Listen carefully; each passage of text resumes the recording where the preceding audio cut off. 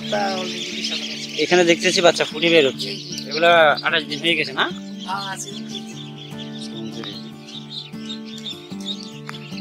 ও আচ্ছা, ডিম থেকে ফুটে বের হচ্ছে। আবার যে কাপড় দেওয়া দেওয়া যায় একটু তার কম থাকতো, কাপড় দিলে আর বেশি। কাপড় দেওয়া না তার নিজের কাপড় এটা আবার বেশি। এটা উপরে একটু ভালো লাগে মানে এই যে এখানে এখানে বাইর হচ্ছে, ডিম থেকে ফুটে বের হচ্ছে। কারো হাত লাগে না, নিজ নিজ বুঝতে পারছি, পুরো এগুলো ডিম না?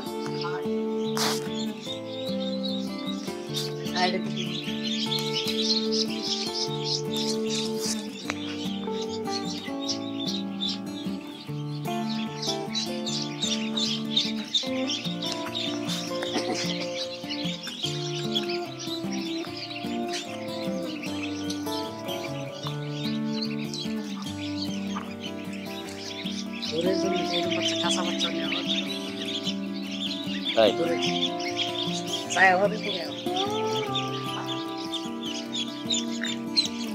মানে যত যত ছোট বাচ্চা নেওয়া যায় তত ভালো, মানে বাচ্চার জন্য ভালো। মানে যেতে যেতে বাচ্চাটা ঝরঝরে হয়ে যায়, মানে যাই কষ্ট করতে তার খাবারও সমস্যা। এটা তো 24 ঘন্টা কোনো খাবার লাগে না, তার মানে বাচ্চা ফুটার পরে 24 ঘন্টার মধ্যেই তাদেরকে খাবার দিতে হবে। এই খাবার দেওয়ার আগে তাদেরকে 24 ঘন্টা পূর্ণ হওয়ার আগে তাদেরকে যেখানে পাঠানো পাঠাই দিতে হবে। আর আবার যদি চেক করা হোক, চেক করা মহিলা ট্রাই করা হোক, তার সাথে সাথে পানি পানি না দিলে পানি বাসায় অনেক কষ্ট করে।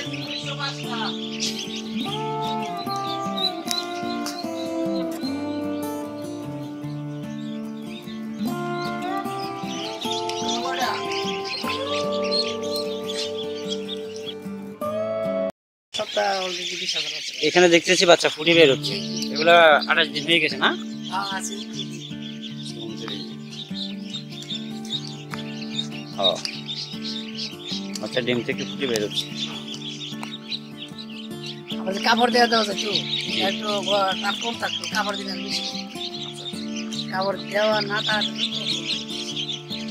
নিজের কাপড় এটা আবার বেশি। এটা উপরে একটু ভালো লাগে মানে এই যে এখানে এখানে বাইর হচ্ছে, ডিম থেকে ফুটে বের হচ্ছে। কারো হাত লাগে না, নিজ নিজ বুঝতে পারছি, পুরো এগুলো ডিম না?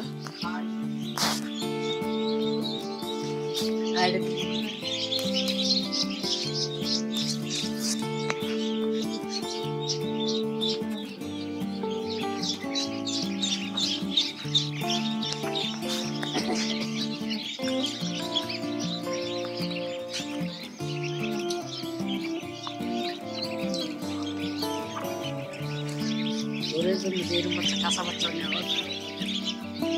তাই ধরে